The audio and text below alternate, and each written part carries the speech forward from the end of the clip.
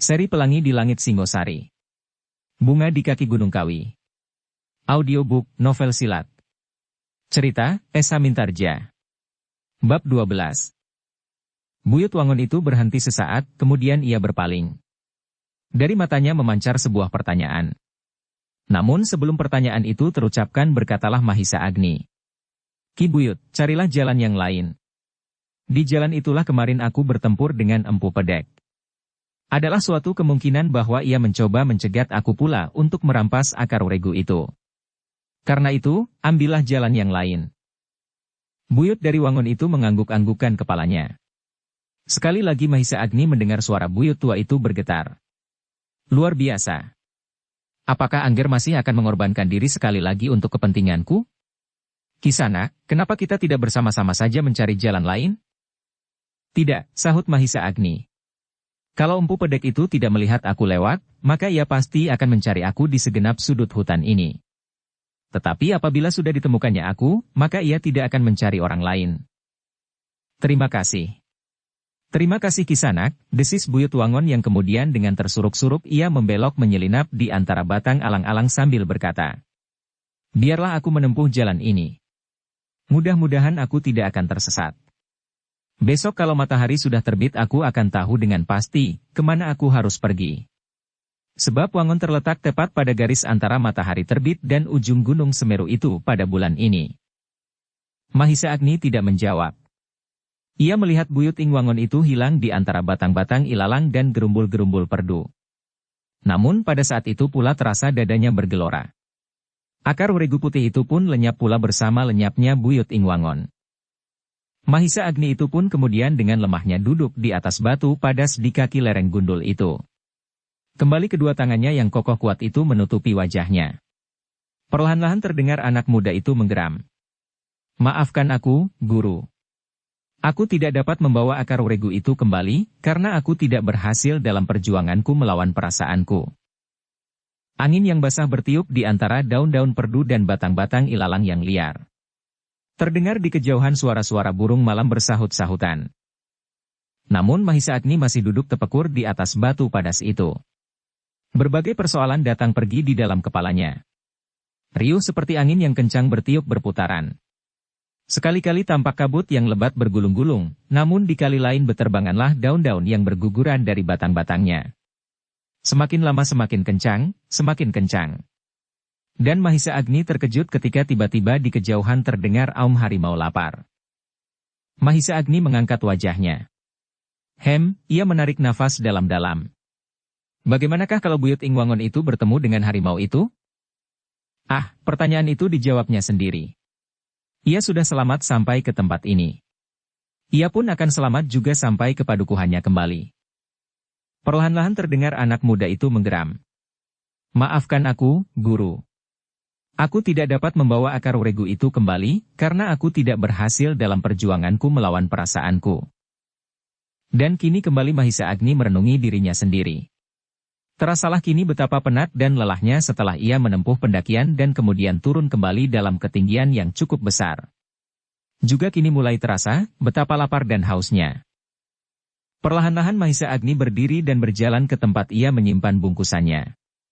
Ia menarik nafas lega, ketika bungkusannya masih ditemukannya utuh seperti pada saat ditinggalkan. Ketika bungkusan itu dibukanya, maka masih didapatinya beberapa macam buah-buahan. Tetapi sebagian besar di antaranya telah tidak dapat dimakannya lagi. Meskipun demikian, satu dua ia masih juga menemukan di antaranya, yang masih baik untuk mengurangi hausnya. Ketika Mahisa Agni kemudian menengadahkan wajahnya, dilihatnya warna merah telah membayang di wajah langit. Tanpa sesadarnya, tiba-tiba saja ia mengharap supaya fajar lekas menyingsing. Namun agaknya ia tidak sabar lagi menunggu di tempat yang sesepi itu. Setelah selesai dengan membenahi bungkusannya, kembali Mahisa Agni menyangkutkan bungkusannya itu di ujung tongkat kayunya. Dan kembali Mahisa Agni melangkahkan kakinya. Namun kini ia berjalan dengan lesunya. Menempuh perjalanan yang berlawanan dengan jalan yang telah dilaluinya dengan gairah dan tekad yang bulat untuk menemukan akar regu putih sebagai pelengkap pusakanya, untuk menjadikannya seorang manusia yang sakti pilih tanding. Tetapi kini ia berjalan kembali masih seperti pada saat ia berangkat. Ia sama sekali tidak akan menjadi seorang yang sakti. Apalagi mahasakti. Namun apabila diingatnya, bahwa dengan demikian ia telah berusaha untuk menegakkan kemanusiaan, maka hatinya menjadi tenteram. Biarlah ia melepaskan cita-citanya untuk menjadi seorang yang pilih tanding, namun keseimbangan dari kegagalannya itu pun cukup memadainya. Demikian maka Mahisa Agni berjalan terus. Kini kerisnya tidak lagi dimasukkan ke dalam bungkusannya. Bahkan sekali-sekali tangannya melekat di hulu kerisnya itu sambil berbisik. Akhirnya aku mempercayakan diriku kepada tuntunan yang Maha Agung, kepada karunia yang telah aku miliki sampai kini. Biarlah dimiliki yang menjadi hak orang lain, dan biarlah aku miliki yang menjadi hakku. Tetapi kini Mahisa Agni harus berhati-hati. Ia hampir sampai ke tempat di mana Empu Pedek kemarin mencegatnya. Mungkin orang timpang itu kini telah bergeser maju dari tempatnya semula. Mungkin pula ia telah pergi. Namun sebagai seorang yang telah berbulan-bulan menunggu, pasti ia sampai saat ini menunggunya pula. Mungkin tidak sendiri. Dan tiba-tiba langkah Mahisa Agni itu pun terhenti. Ia mendengar suara gemeresik daun di sekitarnya. Karena itu segera ia mempertajam telinganya. Dan ternyata pendengarannya itu telah meyakinkannya, bahwa seseorang berada di balik daun-daunan yang rimbun. Mahisa Agni itu pun segera mempersiapkan dirinya. Diletakkannya bungkusan serta tongkat kayunya, dan ditengadahkannya dadanya. Meskipun tempatnya berbeda, namun yang pertama-tama terlintas di otak adalah Empu Pedek. Beberapa saat Mahisa Agni menanti. Dengan penuh kewaspadaan diamat-amatinya setiap gerumbul yang ada di sekitarnya. Tetapi suara itu pun lenyap, seolah-olah hanyut di bawah angin malam. Meskipun demikian, namun telah diketahuinya, bahwa seseorang telah mengintip perjalanannya. Karena itu ia harus sangat berhati-hati. Timbul niatnya untuk menunggu sampai matahari memancarkan wajahnya di pagi yang cerah nanti. Namun Mahisa Agni justru menjadi gelisah. Karena itu, meskipun lambat dan penuh dengan kewaspadaan ia berjalan juga. Namun firasatnya telah menuntunnya untuk menjauhi setiap daun-daun yang rimbun dan setiap pohon-pohon yang besar. Kini Mahisa Agni tidak membawa bungkusannya di ujung tongkatnya, namun disangkutkannya bungkusan itu di pundak kirinya, sedang tangan kanannya memegangi tongkatnya. Setiap saat tongkat kayu itu dapat diayunkannya untuk mempertahankan diri apabila seseorang dengan tiba-tiba menyerangnya. Tetapi untuk beberapa saat Mahisa Agni tidak mendengar suara apapun lagi. Betapa ia mempertajam pendengarannya yang telah terlatih baik, namun yang didengarnya hanyalah gemeresik angin. Meskipun demikian Mahisa Agni sama sekali tidak lengah seandainya bahaya dengan tiba-tiba datang menerkamnya. Anak muda itu menarik nafas dalam-dalam ketika dilihatnya samar-samar warna-warna yang cerah di balik dedaunan. Ketika ia berpaling, alangkah cerahnya ujung Gunung Semeru itu. Hijau kemerah-merahan oleh sinar-sinar yang pertama dari matahari yang bangkit dari tidurnya. Langkah Mahisa Agni pun terhenti. Dipandanginya puncak Gunung Semeru itu dengan penuh kekaguman. Dan terasa pula kesegaran pagi mengusap tubuhnya yang letih. Kini Mahisa Agni itu pun benar-benar ingin beristirahat. Hutan itu sudah tidak terlalu sepi. Hampir di setiap dahan Mahisa Agni melihat burung-burung bermain dan bernyanyi. Betapa riangnya. Tetapi apabila diingat akan dirinya, maka Mahisa Agni itu pun mengeluh di dalam hatinya. Namun dicobanya juga melupakan segala-galanya dan dicobanya menikmati kecerahan pagi yang segar itu. Sesaat lagi ia akan sampai ke sebuah dataran yang agak luas. Namun hatinya berdesir ketika sekali lagi diingatnya orang timpang yang bernama Empu Pedek. Dan dada Mahisa Agni itu pun berdesir ketika sekali lagi ia mendengar gemeresik halus di sampingnya.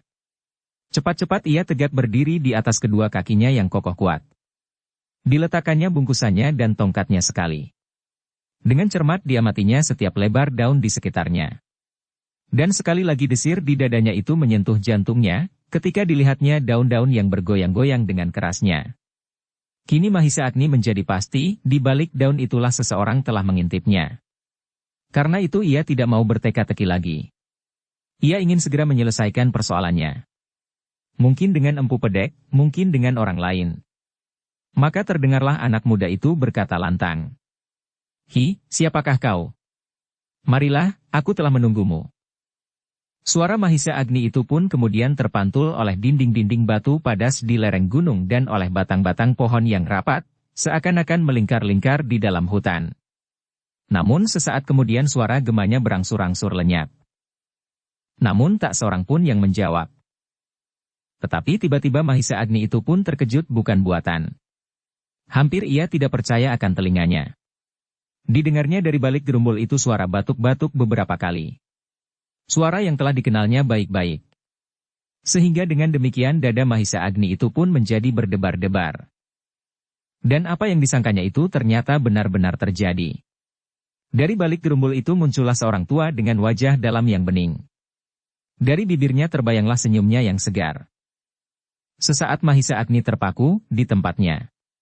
Sama sekali tak disangka-sangkanya bahwa akan dijumpainya orang itu di tempat itu. Terasa seakan-akan seluruh isi dadanya bergelora dan hampir segenap tubuhnya bergetar. Ketika orang itu mengangguk-anggukan kepalanya, Mahisa Agni segera meloncat maju sambil berlutut di hadapannya. Desahnya. Guru. Orang itu adalah Empu Purwa. Diangkatnya Mahisa Agni untuk berdiri. Katanya. Ya Agni. Bagaimana dengan keadaanmu? Baik Empu, jawab Agni. Aku selalu mendapat perlindungan dari Yang Maha Agung. Empu Purwa itu pun mengangguk-anggukkan kepalanya. Kemudian dituntunnya Mahisa Agni seperti anak-anak yang sedang belajar berjalan. Diajaknya ia duduk di atas batu padas. Kau tampak letih sekali Agni, berkata gurunya. Mahisa Agni mengangguk, jawabnya. Ya, guru. Tetapi aku bergembira bahwa kau selamat.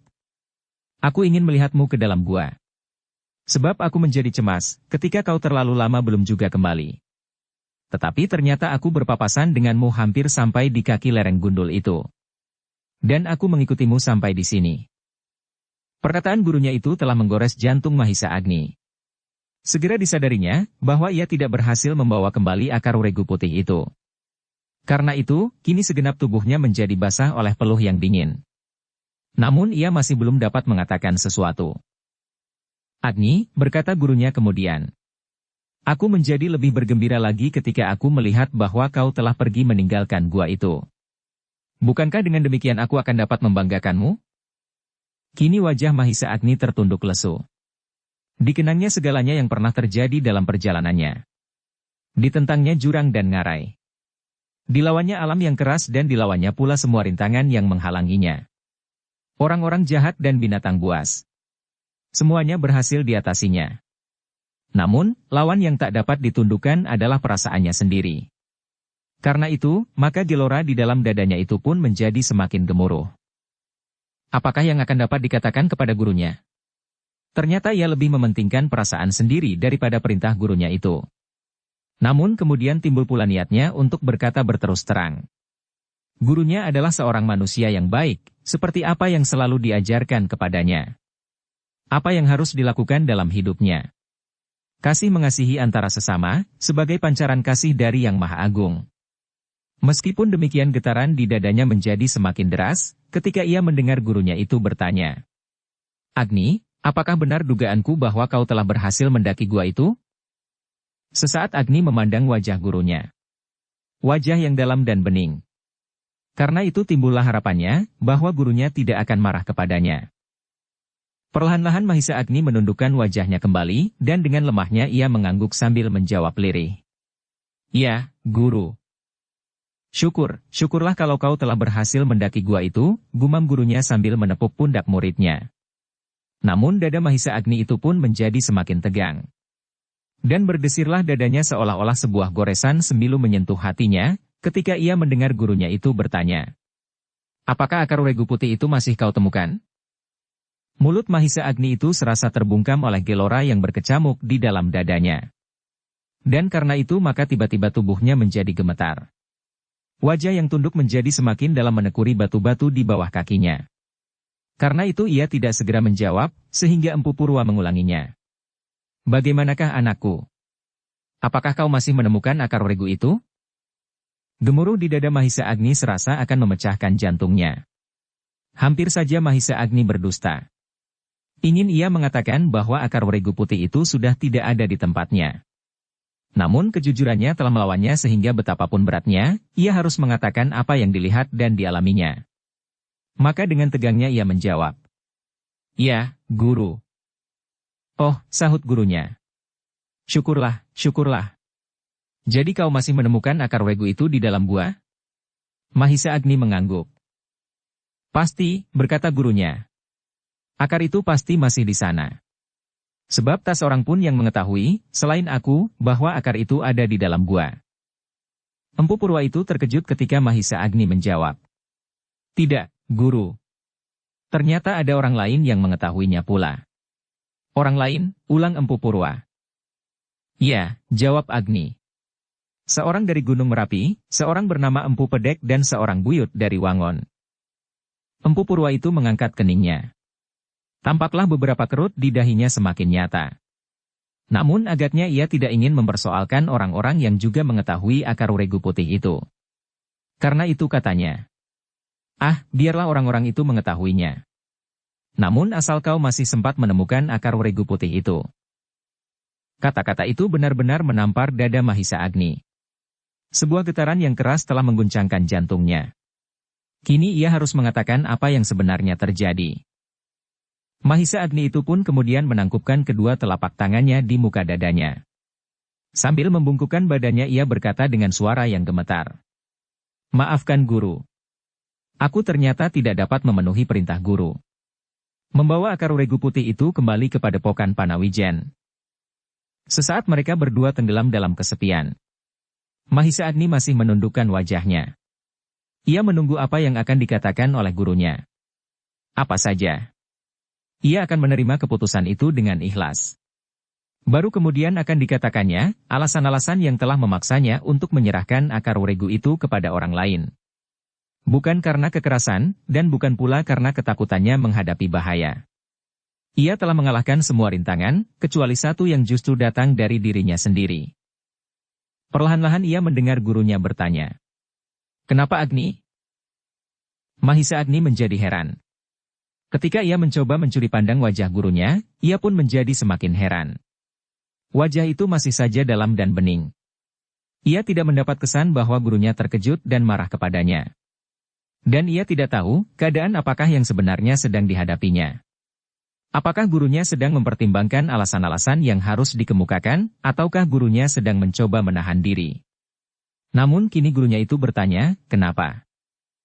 Mahisa Agni menarik nafas dalam-dalam. Dicobanya untuk mengatur perasaannya supaya ia dapat mengatakan segala sesuatu dengan teratur dan dimengerti. Baru kemudian setelah hatinya menjadi tenang, maka diceritakannya kepada gurunya itu, apa yang dialaminya sejak ia meninggalkan padukuhan Panawijen. Perjalanan yang berat, namun penuh dengan gairah untuk menyelesaikannya. Ditantangnya kekerasan alam dan ditantangnya kekerasan manusia. Akhirnya sampailah cerita Mahisa Agni kepada seseorang yang datang dari Wangon, yang menyebut dirinya buyut dari Wangon. Seorang tua yang bongkok dan berjalan tersuruk-suruk. Namun tekadnya jauh melalui keadaan jasmaniahnya. Betapa teguhnya kemauan yang tersimpan di dalam dada orang itu, sehingga betapapun ia merasa dirinya tidak mampu melawan dalam tindak kekerasan, namun orang itu dengan beraninya telah memeluk kakinya untuk mencoba menahannya. Aku mengaguminya, berkata Mahisa Agni. Mengagumi tekadnya dan hasrat kemanusiaannya, di samping tanggung jawabnya atas kewajibannya. Hidup dan mati beribu-ribu orang tergantung kepadanya. Kepada akar regu putih itu. Dan ternyata orang itu telah memasuki gua tempat penyimpanan akar itu. Beberapa langkah lagi ia akan berhasil menyelamatkan beribu-ribu orang itu. Pada saat harapannya telah memenuhi dadanya, bukan saja harapan baginya, namun harapan bagi beribu-ribu orang itu, maka datanglah Mahisa Agni itu. Guru, aku tidak sampai hati merampas harapan itu. Merampas harapan beribu-ribu orang untuk memperpanjang hidupnya. Mahisa Agni berhenti sesaat. Terasa seluruh tubuhnya menjadi basah, dan detak jantungnya menjadi semakin cepat. Namun ia tidak dapat meraba, bagaimanakah tanggapan gurunya atas peristiwa itu. Ketika sekali lagi ia mencoba memandang wajah gurunya, wajah itu masih saja sebening semula. Dengan nafas yang terengah-engah Mahisa Agni meneruskan. Itulah, Bapak. Buyut Ing Wangon telah berhasil merampas akar regu putih itu tidak dengan kekerasan. Hatiku luluh ketika aku mendengar ia bertanya, apakah kekerasan yang dapat menentukan segala-galanya? Apakah hanya dengan kekerasan kita harus menilai semua persoalan? Bapak, Buyut Ingwangon itu bertanya, apakah kepentinganku dengan akar regu putih itu? Seandainya akar itu mempunyai nilai yang lebih besar padaku, maka dengan ikhlas Buyut Ingwangon itu akan menyerahkannya, namun apabila nilai akar itu lebih bermanfaat padanya, maka ia minta akar itu untuk dibawanya. Aku diajaknya untuk menilainya dengan wajar. Manfaatnya bagi manusia dan kemanusiaan. Dan manfaat itulah yang akan menentukan. Bukan kekerasan, bukan kemenangan jasmaniah. Bukan perkelahian dan pertempuran. Kembali Mahisa Agni berhenti. Dan peluh yang dingin masih saja mengalir membasahi tubuhnya, pakaiannya dan batu pada tempat duduknya. Angin yang lembut masih juga mengalir perlahan-lahan. Dan jauh di sebelah selatan dilihatnya awan yang putih seputih kapas terbang di atas kehijauan hutan dan lembah. Yang terdengar kemudian adalah kata-kata lembut Empu Purwa, selembut angin dari lembah. Agni, jadi kau tidak berhasil mendapatkan akar regu itu? Ampun, Guru, jawab Agni. Aku gagal menjalankan tugasku kali ini. Aku tidak sampai hati. Empu Purwa menarik nafas dalam-dalam. Ditatapnya awan yang bertebaran di langit dan dipandangnya puncak Gunung Semeru yang menjadi semakin cerah. Kemudian terdengarlah ia bertanya. Apakah kau masih akan dapat mengenal Empu Pedek dan Buyut Ingwangon itu apabila kau bertemu? Mahisa Agni berpikir sejenak. Kemudian jawabnya. Kedua-duanya memiliki kekhususannya, Bapak. Empu Pedek itu ternyata timpang dan Buyut Ingwangon itu bongkok. Apakah kau tahu letak padukuhan Wangon? Mahisa Agni menggeleng. Namun hatinya menjadi berdebat. Apakah gurunya akan pergi sendiri mengambil akar itu dari Wangon? Maka terdengar ia menjawab. Tidak Guru. Aku menghindari petunjuk tentang padukuhan itu. Aku takut kalau pendirianku akan berubah. Dan beribu-ribu orang itu tidak tertolong lagi karenanya. Kembali mereka berdua terdiam. Dan kembali suara burung-burung di dahan-dahan menjadi semakin nyata. Melengking dengan riangnya. Seriang daun-daun yang menari-nari ditiup angin pagi. Namun hati Mahisa Agni tidak ikut serta menari-nari bersama angin pagi. Agni, berkata Empu Purwa kemudian. Apakah kau sangka Empu Pedek itu masih belum melepaskan keinginannya untuk mendapatkan akar regu putih itu? Mahisa Agni menganggukkan kepalanya, maka jawabnya. Ya Empu, aku menyangka demikian. Dan bagaimanakah dengan Buyut dari Wangon itu? Mahisa Agni tidak segera dapat mengetahui maksud gurunya. Buyut dari Wangon itu telah membawa serta akar regu putih itu pulang ke padukuhannya. Karena itu ia bertanya. Apakah maksud guru dengan Ki Buyut Ing Wangon? Mahisa Agni menjadi bingung ketika dilihatnya gurunya itu tersenyum. Dan terjadilah kemudian hal yang sama sekali tak disangka-sangka, sehingga Mahisa Agni itu pun terkejut bukan kepalang. Sejengkal ia bergeser surut, dan dengan sinar mata yang penuh dengan berbagai persoalan bercampur baur dipandanginya wajah gurunya seolah-olah baru dikenalnya saat itu. Dan terbersitlah kata-katanya. Guru, apakah guru telah mendapatkannya? Empu Purwa masih tersenyum. Katanya kemudian masih sesareh semula.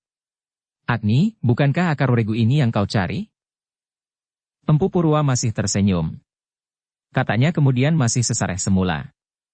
Agni, bukankah akar regu ini yang kau cari? Kini pandangan mata Agni tertancap kepada sebuah benda di tangan gurunya.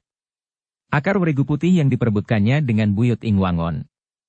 Dan ternyata akar itu kini berada di tangan gurunya. Aneh. Apakah gurunya telah berhasil mencegat Buyut Ing Wangon dan merampas dari tangannya?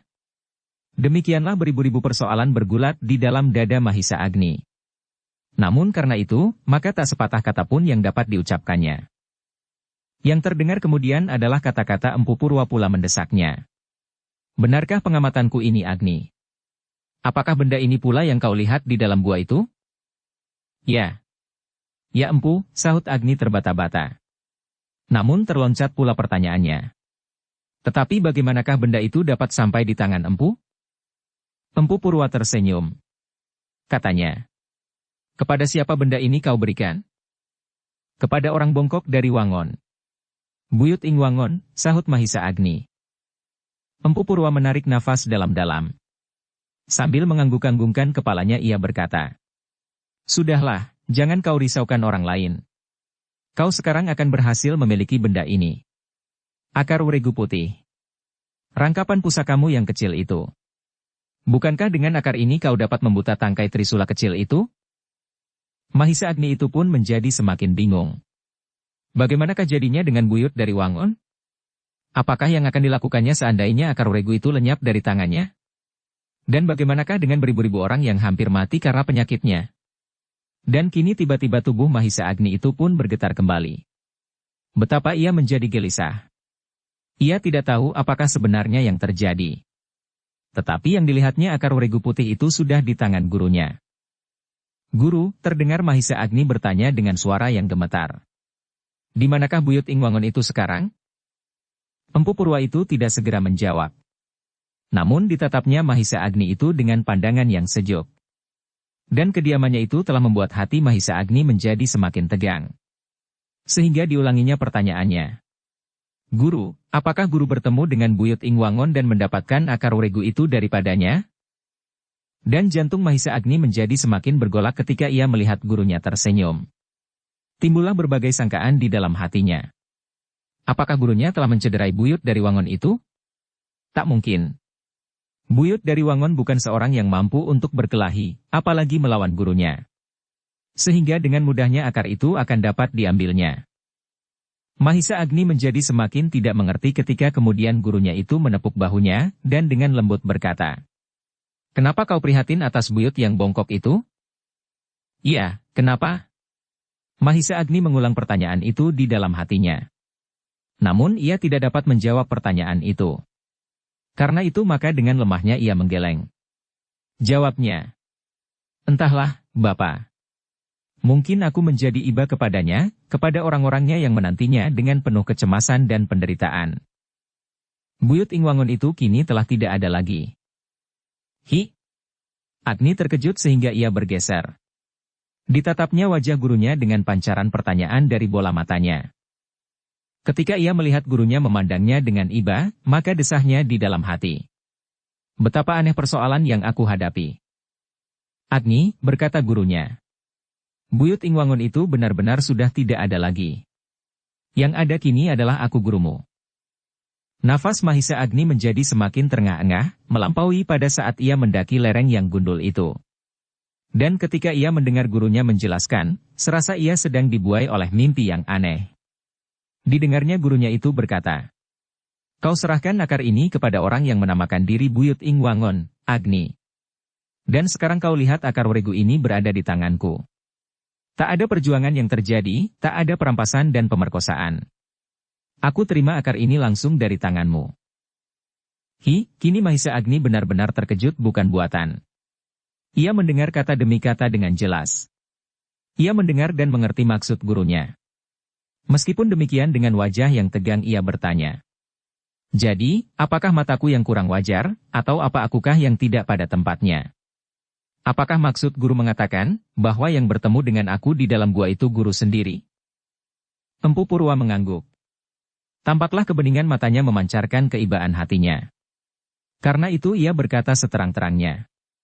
"Agni, sadarilah. Akulah yang menamakan diri Buyut Ing Wangon." Sekali lagi Mahisa menangkupkan kedua telapak tangannya di muka dadanya sambil membungkukkan badannya dalam-dalam sehingga wajahnya hampir menyentuh tanah. Dengan suara gemetar ia berkata, "Ampun, Bapak. Aku tidak tahu apakah yang sudah aku lakukan. Aku tidak tahu bagaimana Bapak menilai diriku." Seterusnya Mahisa Agni itu menekurkan wajahnya. Ia tidak berani memandang gurunya. Bahkan ujung kakinya pun tidak. Ditatapnya tanah padas yang berlapis-lapis di bawah kakinya. Namun hatinya sibuk dengan persoalan yang tak dapat dimengertinya. Ia melihat seorang bongkok yang berjalan tersuruk-suruk di dalam gua itu. Namun betapa gelapnya. Ia hanya melihat bayangan yang hitam dan garis-garis tubuh yang bongkok itu. Tetapi apakah ia pernah melihat wajah orang itu dengan jelas? Tidak. Ia tidak melihatnya. Dan bagaimanakah dengan pakaiannya? Pakaian ini pun tak jelas diketahuinya. Tetapi yang dilihatnya sekarang, gurunya tidak mengenakan jubah putih dan tidak pula mengenakan kain kelengan seperti kalau gurunya itu sedang bepergian, tidak dalam kedudukannya sebagai seorang pendeta. Tetapi gurunya itu mengenakan kain lurik yang dibalutkan di tubuhnya. Mahisa kemudian memejamkan matanya. Dicobanya untuk mengingat-ingat bentuk tubuh orang yang ditemuinya di dalam gua itu. Namun ia tidak berhasil. Dalam pada itu terdengarlah gurunya berkata, "Agni, jangan menyesal. Kau telah berbuat sesuatu yang sebenarnya aku harapkan. Kau dihadapkan pada persoalan yang tak mudah kau pecahkan. Disinilah watak seseorang yang sebenarnya dapat dilihat. Apabila ia dihadapkan pada kepentingan diri dan kepentingan manusia, namun di luar dirinya. Betapa ia harus melihat kepentingan-kepentingan itu dengan wajar. Apakah seseorang akan mementingkan dirinya sendiri? Apakah ia akan mementingkan manusia dan kemanusiaan di luar dirinya? Namun kepentingan itu jauh lebih besar. Dan ternyata kau berhasil melihatnya dengan mata hatimu yang bersih. Kau berhasil menyingkirkan nafsu diri sendiri untuk kepentingan manusia dan kemanusiaan di luar dirimu. Bahkan kau telah sanggup mengorbankan kepentinganmu itu, namun kepentingan sendiri, seorang Mahisa Agni, untuk kepentingan yang lebih besar. Meskipun ternyata kepentingan yang lebih besar itu sebenarnya tidak ada, namun itu tidak akan mengurangi nilai pribadimu. Tidak akan mengurangi kejernihan mata hatimu. Sebenarnya lah bahwa Yang Maha Agung telah berkuasa di dalam hatimu dengan cinta kasih-Nya, sehingga dari dalam hatimu itu pun memancar pula cinta kasih itu. Kini dada Mahisa Agni itu pun bergelora. Namun dalam bentuknya yang lain.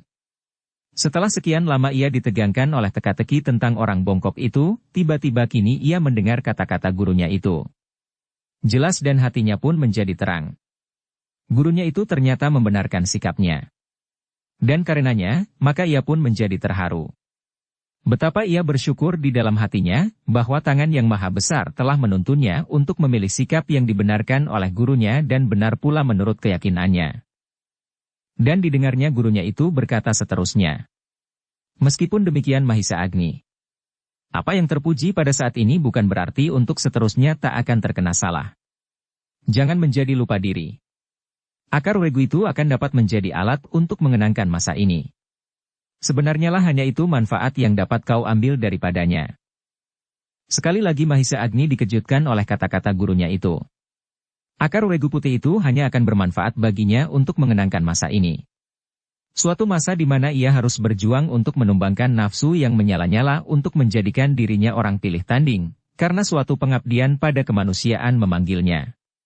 Meskipun kemudian ternyata, bahwa perjuangan yang terjadi di dalam dirinya itu adalah hasil ciptaan gurunya untuk mengetahui kematangan sifat dan wataknya sebagai manusia. Namun apakah itu mempunyai suatu pengaruh yang langsung atas khasiat akar regu putih itu? Karena itu maka Mahisa Agni itu memberanikan diri untuk bertanya. Guru, apakah maksud guru dengan mengecilkan arti akar regu putih itu? Empu Purwa tertawa pendek. Sambil mengangguk-anggukan kepalanya ia berkata. Agni, aku sama sekali tidak mengecilkan arti akar regu putih ini. Sebab sebenarnya lah demikian. Lihatlah. Akar ini tidak lebih dari sebuah akar regu biasa. Apakah bedanya? Kau melihat akar ini agak keputih-putihan. Demikianlah sebenarnya warna akar regu itu apabila kau sayat kulit arinya. Mahisa Agni menjadi semakin bingung. Jadi apakah artinya perjuangan yang selama ini dilakukan, sejak ia meninggalkan Padepokan Panawijen dan menempuh perjalanan yang sedemikian jauh, melawan kegarangan alam dan melawan berbagai kejahatan manusia dan kebuasan binatang-binatang? Empu Purwa melihat beribu-ribu persoalan bergelut di dalam dada Mahisa Agni. Karena itu maka katanya kemudian. Mahisa Agni. Jangan menilai akar regu ini berlebih-lebihan. Meskipun demikian itu bukan salahmu. Aku memang mengatakan kepadamu bahwa akar ini akan mampu menjadikan kau seorang yang pilih tanding. Dan ternyatalah demikian. Kau telah berjuang dengan tekad yang membara di dalam hatimu. Kau telah melakukan apa saja yang jarang dapat dilakukan oleh orang lain. Dan yang jarang dapat aku temui pada masa kini, masa-masa yang lampau dan bahkan mungkin masa-masa yang akan datang, adalah kesediaanmu berkorban. Bukankah dengan demikian kau telah menemukan nilai-nilai yang sangat berharga bagi dirimu? Bukankah perjalanan yang kau lakukan itu adalah suatu penempaan jasmaniah yang tak ada taranya dan bukankah penyerahan akar ini kepada orang lain itu pun akan merupakan penempaan rohaniah yang tak kalah nilainya dari seluruh perjalananmu itu, sebab hasil perjalananmu itulah yang telah kau korbankan bahkan masa depan yang panjang telah kau serahkan pula. Karena itu ketahuilah anakku, akar regu ini sebagai suatu benda tak memiliki nilai apapun. Bergetarlah dada Mahisa Agni mendengar keterangan gurunya itu. Benar-benar persoalan yang tak disangka-sangkanya. Apakah ini yang dimaksud oleh gurunya suatu ujian baginya? Dan gurunya sendiri telah hadir untuk mengujinya. Dan inilah sebabnya, maka pada saat gurunya memerintahkannya pergi mencari akar regu itu terasa beberapa kejanggalan pada pesannya. Gurunya yang dalam masa-masa yang lewat, selalu memandang hampir setiap persoalan dari segala segi, keseimbangan antara lahir dan batinnya, namun pada saat-saat ia berangkat meninggalkan Panawijen, gurunya seolah-olah sama sekali tak menghiraukan masalah-masalah yang lebih dalam dari masalah-masalah lahiriah. Yang disebut-sebut oleh gurunya itu tidak lebih dari akar regu putih yang akan mampu menjadikannya manusia yang sakti. Lebih dari itu tidak. Namun gurunya itu kemudian berkata bahwa, hitam putih namamu, tergantung kepadamu sendiri. Kini ternyata, bahwa gurunya dengan sengaja berbuat demikian. Gurunya sengaja memberinya persoalan, dan diserahkannya kepada dirinya, bagaimana ia akan memecahkannya. Mahisa Agni menarik nafas dalam-dalam. Dalam sekali. Terasalah sesuatu yang aneh di dalam dirinya. Tetapi tiba-tiba Mahisa Agni itu menyadari bahwa tidak hanya seorang gurunya sajalah yang menginginkan akar itu, meskipun dengan maksud yang berbeda-beda. Apakah orang lain percaya bahwa akar itu memiliki nilai yang dapat mempengaruhi seseorang? Karena itu maka dengan serta-merta ia bertanya kepada gurunya. Bapak, seandainya akar itu dalam wujudnya sebagai benda tak memiliki nilainya yang khusus. Apakah artinya perjuangan Empu Pedek untuk mendapatkannya? Berbulan-bulan ia berada di tempat ini untuk menunggu seseorang yang akan lewat dengan membawa sebuah trisula rangkapan dari akar regu itu. Empu Purwa itu tertawa, namun dari sepasang matanya memancarlah keibaan hatinya kepada muridnya itu. Sekali lagi Empu Purwa menepuk bahu Mahisa Agni. Dengan lembut ia berkata, Anakku, tak seorang pun di dunia ini yang pernah mendengar tentang akar regu putih itu. Bukankah sudah aku katakan? Tetapi Bapak, bantah Agni. Empu Pedek itu menyebut-nyebutnya pula. Tepat diketahui nama dan kegunaan dari akar regu itu. Agni, sahut gurunya. Ada dua kemungkinan. Aku yang salah sangka tentang akar itu bahwa tak seorang pun yang mengetahuinya, atau akar itu benar-benar hanya diketahui oleh seseorang saja. Sehingga setiap orang yang menyebut nama akar regu putih itu adalah orang yang sama. Guru, potong Agni. Jadi juga yang menamakan diri Empu Pedek dan Buyut Ing Wangon itu guru sendiri? Empu Purwa mengangguk-angguk. Sambil tersenyum ia berkata, Benar Agni. Dan telah aku korbankan sebagian janggutku tersayang untuk kepentingan itu. Oh. Agni itu pun tertunduk kembali. Berbagai masalah yang simpang siur, hilir mudik di dalam di kepalanya. Sehingga kemudian ia berkata, Jadi bagaimanakah dengan orang dari Gunung Merapi yang datang 3 hari sebelum kedatanganku? Itulah aku, jawab gurunya. Mahisa Agni mengangguk-anggukan kepalanya. Kini semuanya menjadi jelas. Itu pulalah sebabnya gurunya berpesan kepadanya supaya ia berjalan dari batu karang itu pada malam hari, supaya gurunya dapat mengganggunya. Sesaat mereka berdua itu pun berdiam diri. Matahari yang cerah telah semakin tinggi memanjat di kaki langit, dan pagi itu pun menjadi semakin bening. Namun masih ada satu soal yang ingin diketahui oleh Mahisa Agni, bagaimanakah akar regu itu berada di dalam gua. Maka kemudian diberanikannya pula untuk bertanya kepada gurunya. Bapak, bagaimanakah maka akar regu putih itu berada di dalam gua ini? Apakah guru telah meletakkannya 3 tahun yang lampau? Kembali Empu Purwa tersenyum. Jawabnya, bukankah Buyut dari Wangon itu telah memasuki gua lebih dahulu? Alangkah mudahnya meletakkan akar regu itu di sana, kemudian berbaring kembali di tikungan dalam gua itu. Mahisa menggigit bibirnya. Sederhana sekali, pikirnya. Sehingga anak muda itu tanpa sesadarnya telah mengangguk-anggungkan kepalanya. Kini semuanya sudah jelas bagi Mahisa Agni apa yang dilakukan gurunya sebelum ia berangkat sampai saat ini. Ternyata gurunya telah menjajaki kebulatan tekadnya dengan orang timpang yang menamakan dirinya Empu Pedek. Apakah ia benar-benar pantang surut dalam perjuangannya mencapai masa depannya dengan cita-cita yang diletakkan di hatinya? Namun dengan Buyut Ing Wangon gurunya ingin mengetahui, apakah ia mampu memandang kepentingan kemanusiaan yang lebih besar dengan mengorbankan kepentingan diri sendiri. Dalam pada itu kembali Empu Purwa itu bertanya. Mahisa Agni, apakah kau menjadi kecewa, setelah kau mengetahui bahwa akar regu putih itu sama sekali tak berarti bagimu dalam olah kanuragan? Sebenarnya, di dalam hati Mahisa Agni walaupun betapa kecilnya, ada juga rasa kecewa itu. Namun demikian, dapat juga ia mengurangi keadaan, sehingga kemudian ia menjawab. Tidak guru.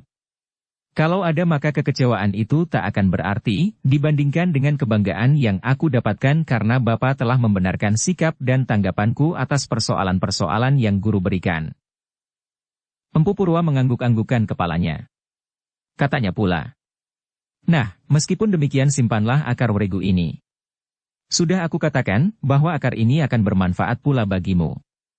Akan selalu memberimu peringatan, bahwa menurut pendapat gurumu, kau telah melakukan sesuatu yang terpuji. Karena itu, setiap kau menghadapi persoalan yang serupa, maka akar regu ini akan membantumu memecahkan persoalanmu. Namun, kau adalah manusia biasa Agni. Suatu ketika kau akan menghadapi persoalan-persoalan yang lebih sulit dan suatu ketika kau akan mungkin melakukan pilihan yang salah. Namun kau harus berusaha mengurangi kesalahan-kesalahan itu. Sadarilah ini, supaya untuk seterusnya kau tidak menganggap bahwa pilihanmu selalu benar, dan apabila ada perbedaan pikiran dan pendapat dengan orang lain, kau selalu merasa bahwa kau sendirilah yang benar. Mahisa Agni kini menundukkan wajahnya. Kata-kata gurunya itu menyentuh hatinya dan menumbuhkan suatu pengertian yang mendalam. Mahisa Agni itu pun kemudian menjadi sadar akan keadaannya. Manusia yang lemah, jasmaniah maupun rohaniah. Manusia yang selalu diliputi oleh kesalahan-kesalahan dan kebodohan-kebodohan. Marilah Agni, berkata gurunya pula. Terimalah akar regu ini. Jangan kau nilai benda itu berlebih-lebihan.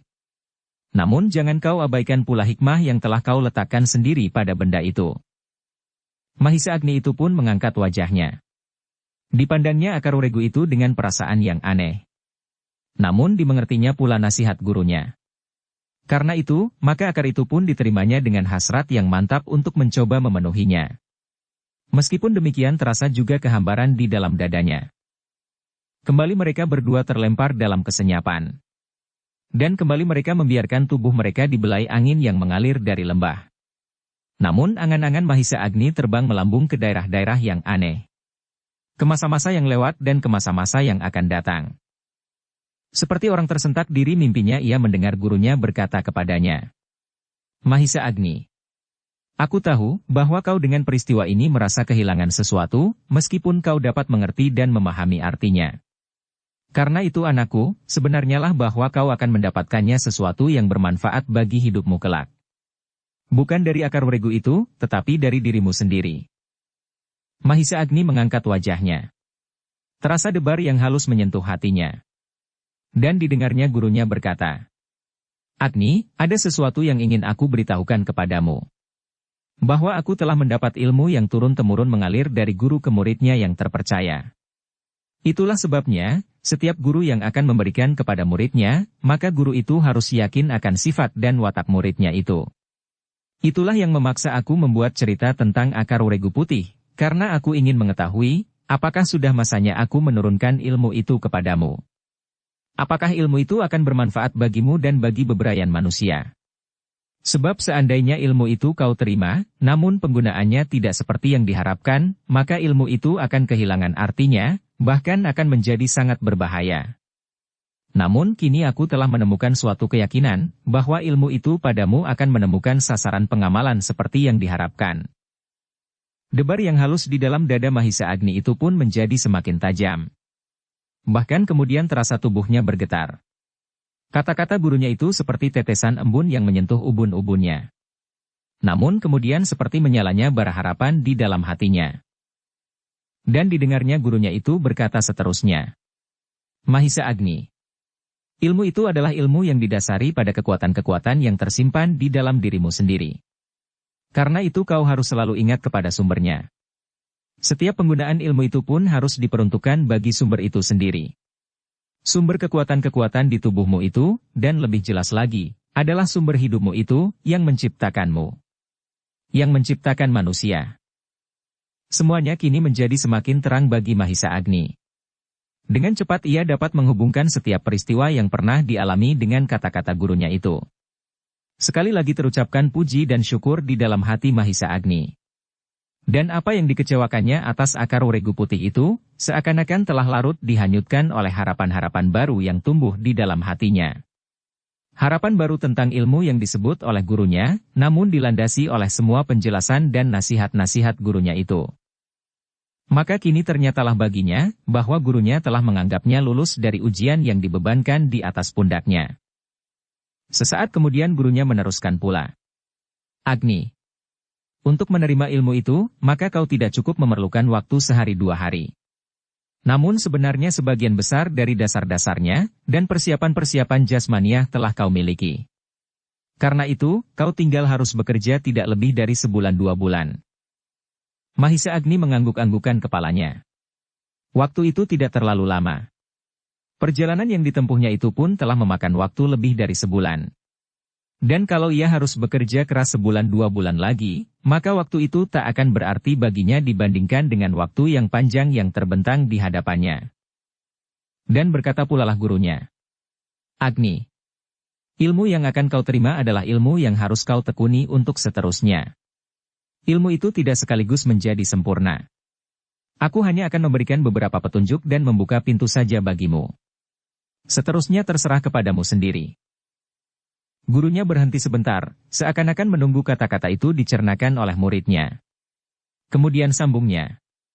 Anakku, ilmu itu aku terima dari guruku dengan sebuah nama yang dibuat oleh guruku sendiri. Nama ilmu itu tidak penting bagimu. Yang penting adalah isi dan pengamalannya. Aku terima ilmu itu dengan nama Gundala Sasra. Nah, sebaiknya kau sebut juga nama ilmu itu dengan nama Gundala Sasra. Dada Mahisa menjadi berdebar-debar mendengar nama itu. Gundala Sasra. Nama itu tidak segarang nama-nama ilmu yang pernah didengarnya.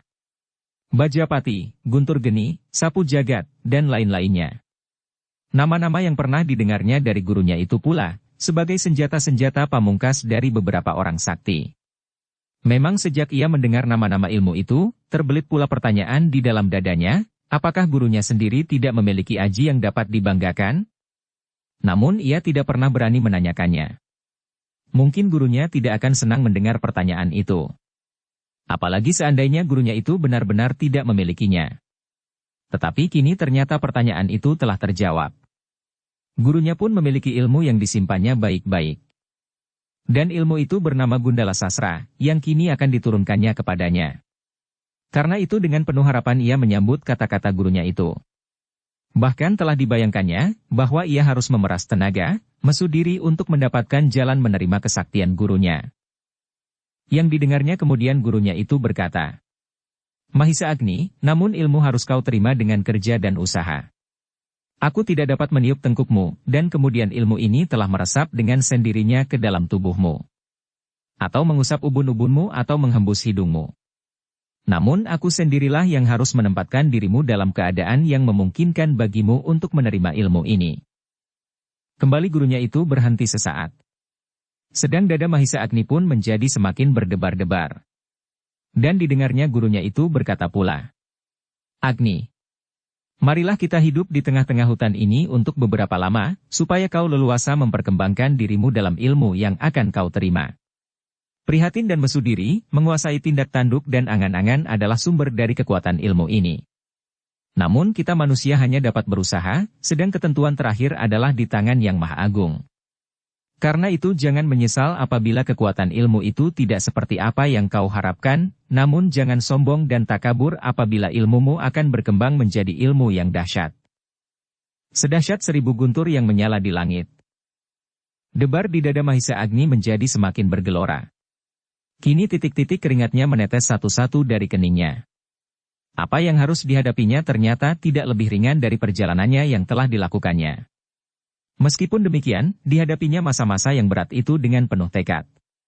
Dengan penuh gairah, segairah pada saat ia berangkat untuk menemukan akar regu putih itu. Ternyata yang akan didapatnya bukan khasiat dari akar regu itu, namun ilmu yang tak akan kalah dahsyatnya. Ternyata Empu Purwa tidak menyia-nyiakan waktu. Setelah ia memberi kesempatan Mahisa Agni berburu sesaat dan mendapatkan makanan secukupnya setelah berhari-hari ia menahan lapar, maka Empu Purwa segera mulai dengan pekerjaannya, mengolah Mahisa Agni untuk dapat mewarisi ilmunya. Yang dilakukan oleh Empu Purwa adalah membuka setiap kemungkinan pada setiap urat dan syaraf di dalam tubuh Mahisa Agni. Dihilangkannya setiap simpul-simpul yang dapat mengganggu mengalirnya kekuatan-kekuatan di dalam tubuhnya. Kekuatan-kekuatan yang tersimpan dan kekuatan-kekuatan yang tersembunyi. Dan sejak hari itu, mulailah Agni melewati hari-hari yang maha berat. Setiap hari, bahkan siang dan malam. Dipelajarinya beberapa unsur-unsur gerak pokok. Dan dilatihnya untuk dapat menguasai tubuhnya dengan baik. Dilatihnya untuk dapat mengenal, memerintah menurut kehendak setiap gumpal daging di dalam tubuhnya. Dilatihnya untuk dapat merasakan setiap titik darah yang mengalir di dalam nadinya dan dilatihnya untuk mengatur setiap tarikan nafas di dalam dadanya. Dan ternyatalah bahwa sejak lama Empu Purwa telah menyiapkannya untuk pada suatu saat akan mengalami masa-masa yang amat berat ini. Karena itu, maka betapapun beratnya, namun jasmaniah dan rohaniah Mahisa Agni telah masak untuk melakukannya. Namun bukan masalah lahiriah yang paling berat harus diatasinya. Sebagai seorang manusia yang mendapatkan kekuatan-kekuatan dari sumbernya, maka setiap hasrat dan angan-angannya pun harus dikuasainya pula. Ditekuninya dirinya dalam setiap tindak tanduk dan perbuatan, ditekuninya pula setiap pikiran, perasaan dan angan-angan. Dipanjatkannya setiap hakikat dari gerak rohaniahnya, melambung tinggi mencapai inti dari hidup dan kehidupan. Terpisahnya dan terpadunya dunia yang besar di luar dirinya dengan dunia yang sempit di dalam dirinya. Sehingga terbenamlah Mahisa Agni dalam suatu perjuangan, untuk menemukan keserasian gerak timbal balik dalam hubungan antara dirinya dan sumbernya, antara dirinya dengan wadaknya dan wadak yang tergelar di sekitarnya. Sebenarnya apa yang dilakukan Mahisa Agni sangat beratnya. Namun Mahisa Agni mampu untuk melakukannya. Menerima ilmu gurunya itu ternyata tidak semudah seperti dongeng-dongeng yang pernah didengarnya. Seorang murid menundukkan kepalanya, kemudian dengan meniup ubun-ubunnya maka menjalarlah ilmu itu lewat hembusan gurunya dan hadir di dalam diri murid itu. Ternyata yang dilakukan adalah jauh lebih berat daripada itu. Ia harus bekerja keras siang dan malam. Menirukan unsur-unsur gerak yang baru dan memahami sampai ke tujuan dan alasan-alasan gerak itu. Mempelajari segenap guratan-guratan di dalam tubuhnya, urat darah dan nadi, urat-urat daging dan segala macam unsur penggerak, unsur penguat dan unsur perangsangnya. Dan ternyata pula apa yang pernah dimiliki, kekuatan-kekuatan di sisi-sisi telapak tangannya, hanyalah sekedar kekuatan lahiriah yang sangat kecil dibandingkan dengan ungkapan-ungkapan kekuatan yang tersimpan dalam-dalam di dalam dirinya. Demikianlah, maka di dalam hutan di kaki Gunung Semeru itu telah terjadi suatu peristiwa yang penting bagi perguruan Panawijen. Di balik dinding-dinding yang seakan-akan membatasi daerah itu, dengan pohon-pohonnya yang lebat, Mahisa Agni sedang berjuang untuk menampakkan dirinya pada keadaan yang memungkinkan baginya, untuk menerima ilmu gurunya. Sehari dua hari, seminggu dua minggu dan lambat laun, terasalah beberapa perubahan di dalam diri Mahisa Agni itu. Setelah dengan penuh tekad ia berusaha di bawah tuntunan gurunya, maka akhirnya ditemukannya juga dasar-dasar yang dalam dari ilmu itu. Gundala Sasra. Bersambung ke bab 13. Dukung kami dengan subscribe, follow, like, komen dan share. Terima kasih.